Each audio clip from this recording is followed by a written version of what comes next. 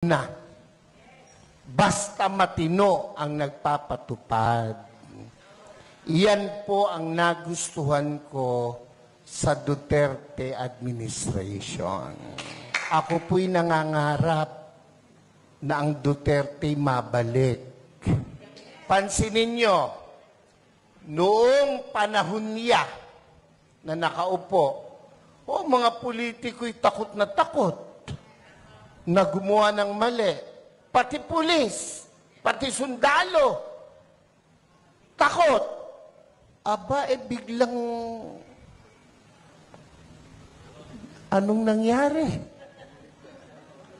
Ngayon ang mga kurakot mga nakaupo. Bakit ang isang obispo ay sumusuporta sa ganito?